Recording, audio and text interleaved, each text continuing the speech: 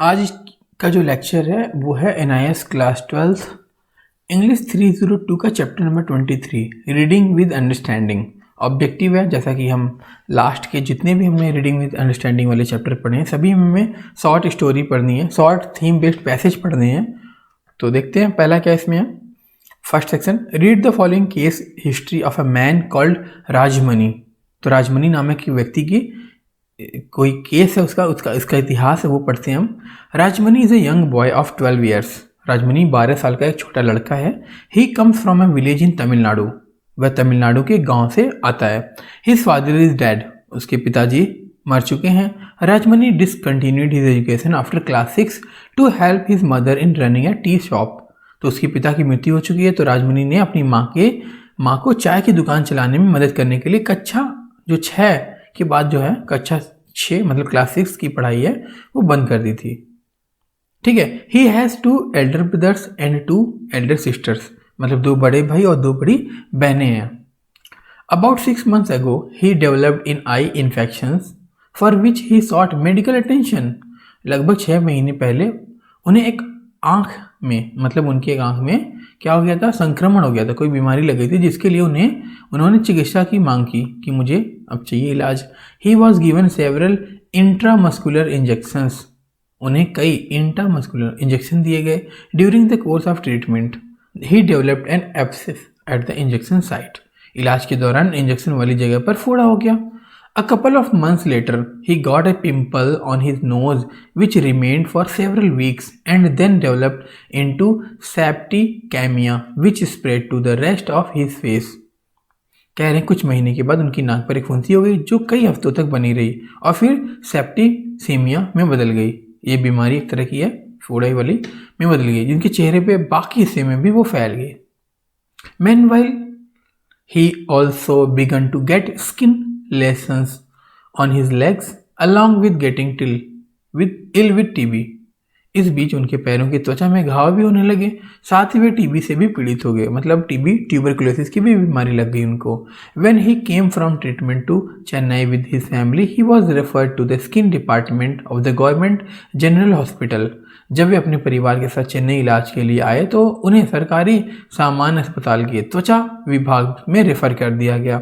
His blood was tested for HIV at the AIDS cells of the Madras Medical College and found to be positive. Madras medical college के ads cell में HIV के लिए उनके रक्त का परीक्षण किया गया, इलाज मतलब चेक किया गया, टेस्टिंग की गई और वो पॉजिटिव निकला, मतलब उन्हें HIV था।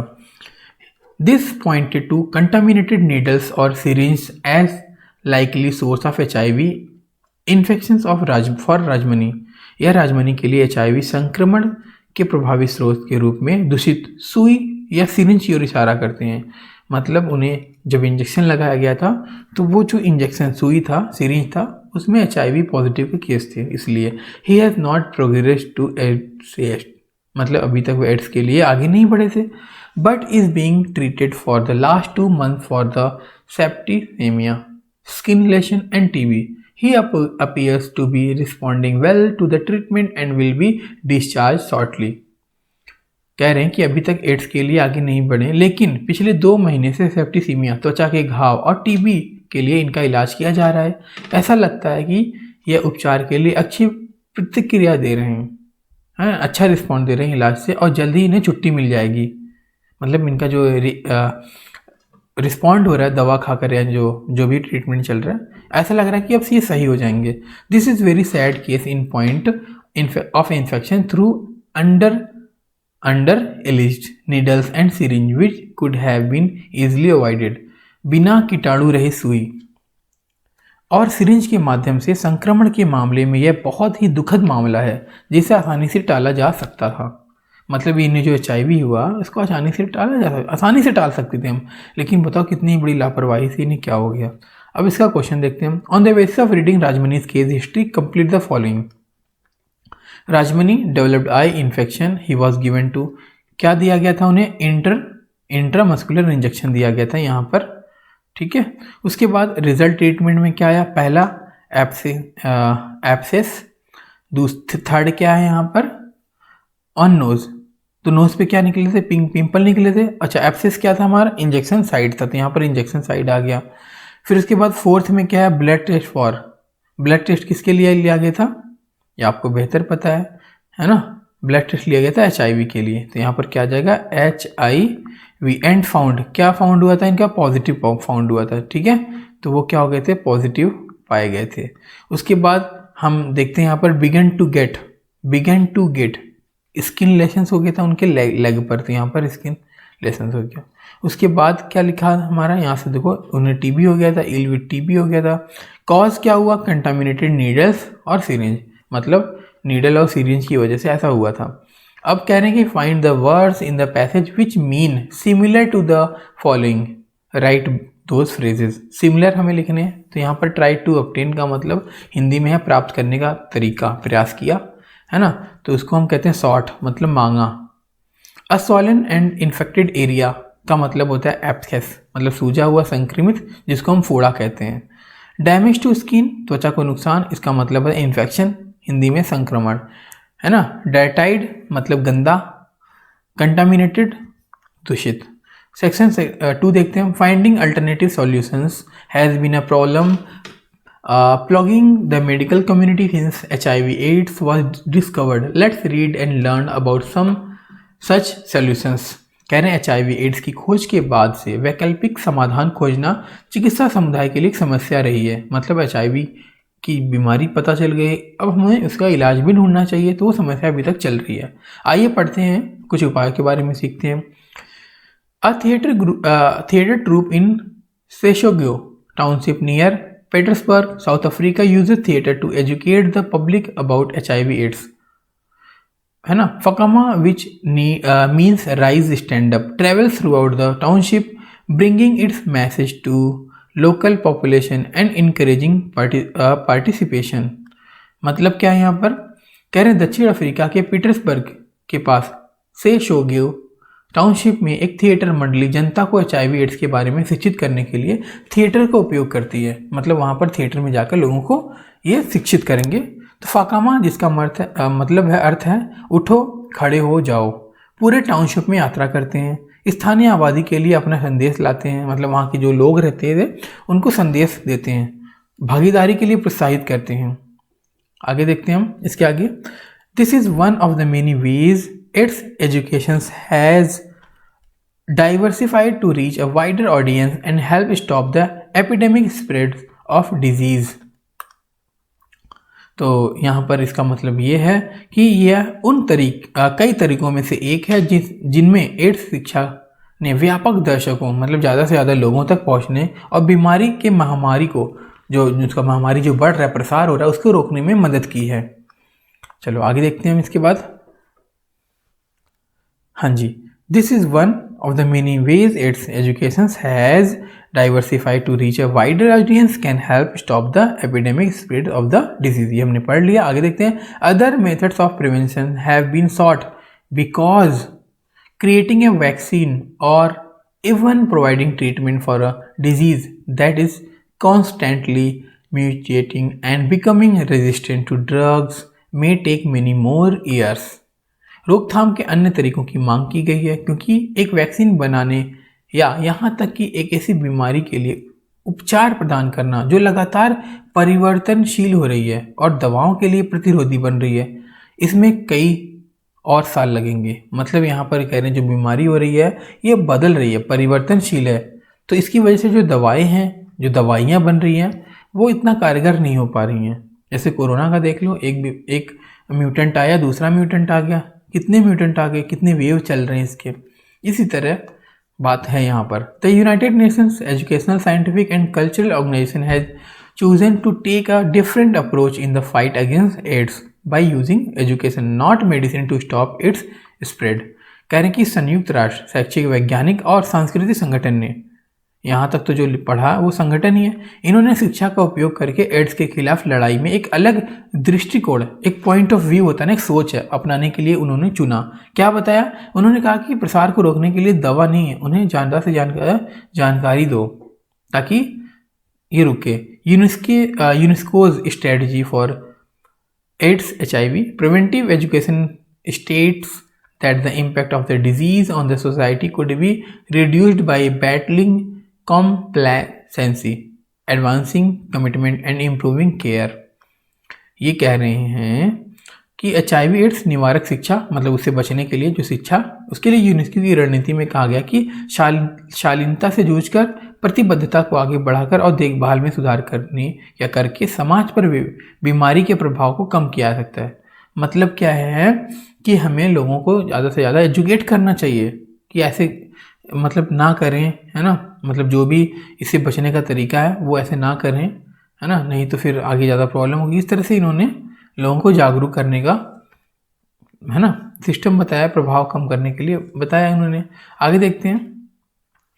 It has created a 5-part strategy, उन्होंने 5 तरह से स्ट्रेटजी बनाई है, 5 भाग में बनाई है, based on advocacy of all levels, customizing the message for various socio-economic groups, changing risk behavior and vulnerability, caring for the affected and the affected, and coping with the institutional impact of AIDS on society। ये कह रहे हैं कि इसने सभी स्तरों पर वकालत पर आधारित 5 भाग की रणनीति बनाई है। किसने? यूनेस्को ने। विभिन्न सामाजिक या आर्थिक समूहों के लिए संदेश को अनुकूलित करना, जोखिम व्यवहार और भेदता को बदलना, संक्रमित की देखभाल करना और समाज पर एड्स के संस्थागत प्रभाव का मुकाबला करना।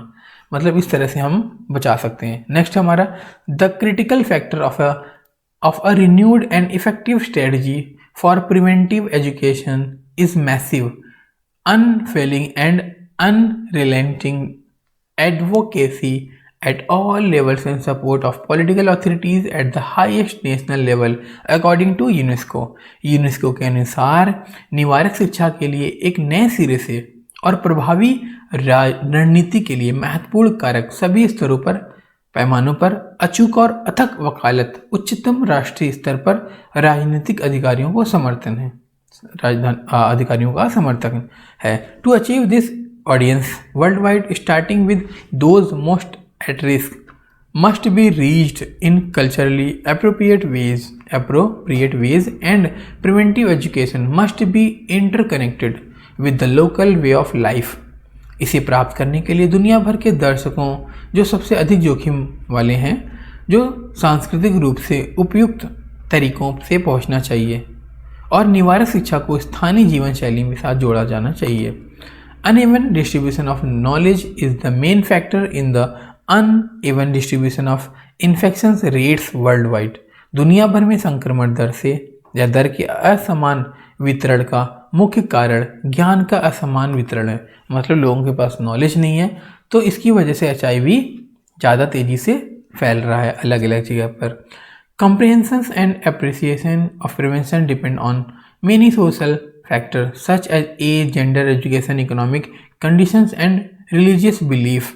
रोकथाम की समझ, सराहना कई सामाजिक कारकों पर निर्भर करती है, जैसे उम्र हो गया, है ना, मेल या फीमेल लिंग, शिक्षा, आर्थिक स्थिति और धार्मिक विश्वास पर।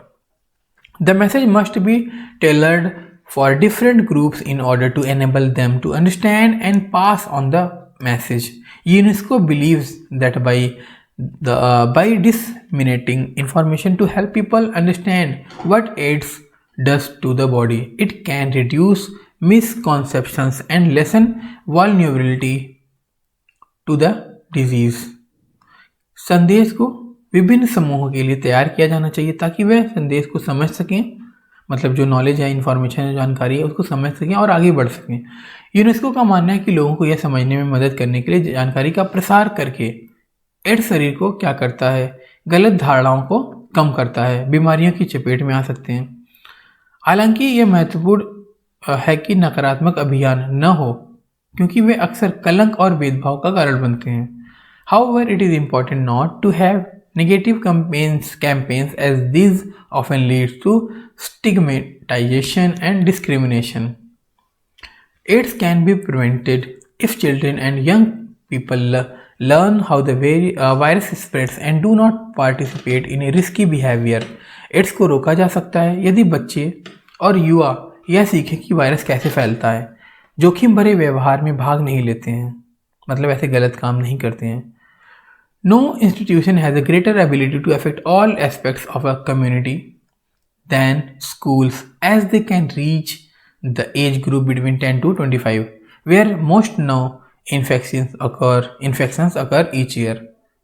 स्कूलों की तुलना में किसी भी संस्था के पास समुदाय के सभी पहलुओं को प्रभावित करने की अधिक क्षमता नहीं है क्योंकि वे 10 से 25 आयु वर्ग तक पहुंच सकते हैं जहां हर साल सबसे अधिक नए संक्रमण होते हैं। मतलब इस एज ग्रुप, इस संस्था के लोग ज़्यादा पाए जाते हैं संक्रमण। Caring for both the infected and the affected has become more important as AIDS has a greater effect on the population worldwide. संक्रमित और प्रभावित दोनों की देखभाल करना अधिक महत्वपूर्ण हो गया है क्योंकि एड्स का दुनिया भर की आबादी पर अधिक प्रभाव पड़ता है। AIDS could undermine all health services, educational institutes, and public services, making it increasingly difficult to maintain government and stability because of the loss of human capital. मतलब क्या है देखते हैं हम।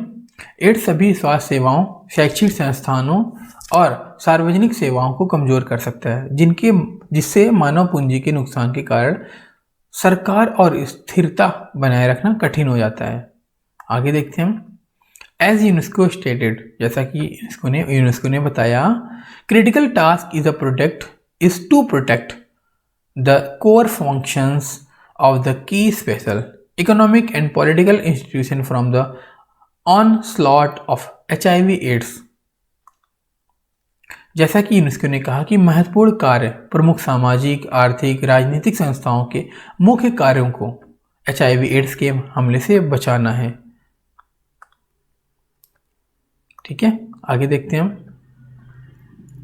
By helping education to prevent AIDS rather than relying on medicines to treat it, UNESCO has placed the responsibility of governments, the education system and people themselves AIDS को रोकने के लिए शिक्षा का उपयोग करके इसके इलाज के लिए दवा पर निर्भर रहने के बजाय यूनेस्को ने सरकारें, शिक्षा प्रणाली और स्वयं लोगों को जिम्मेदारी दी है। Only through commitment can this strategy be given the opportunity of save lives and lessen the impact of AIDS on society। केवल प्रतिबद्धता के माध्यम से ही इस रणनीति को जीवन बचाने और समाज पर एड्स के प्रभाव को कम करने का अवसर दिया जा सकता है।